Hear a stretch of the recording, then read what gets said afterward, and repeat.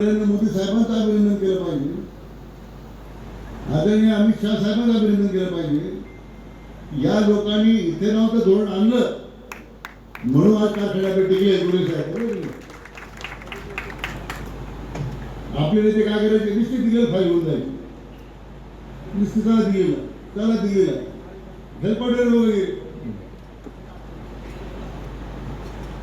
पण मला दादासाहेब मला सांगायचं राहून गेलं, गेल्या वर्षी ज्यावेळी आमची मीटिंग होती साखर कारखान्या संघाची बरोबर मंत्रिमंडळाची कारखाने कधी सुरू करायची, त्यावेळी संघाचं शिष्टमंडळ होतं। अजित पवार काय आपल्या मंत्रिमंडळात नव्हते, तिथं एकच प्रश्न विचार, आज कारखानदारी आपल्या राज्याची इथूनच घडवून टिकली का नाही? हो टिकली। कोणावर टिकली ती? ज्या आदरणीय प्रधानमंत्र्यांनी हे धोरण आणलं म्हणून टिकली, त्यांचे फोटो तुमच्या वार्षिक अहवालात आहेत का? नाही। अभिनंदनचा ठराव तुमच्या वार्षिक सभेत केला का? नाही केला।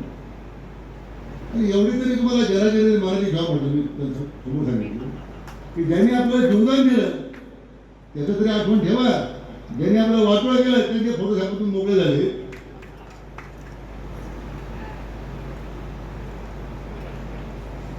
आणि म्हणून मित्र, आज महाराष्ट्र बदलतो।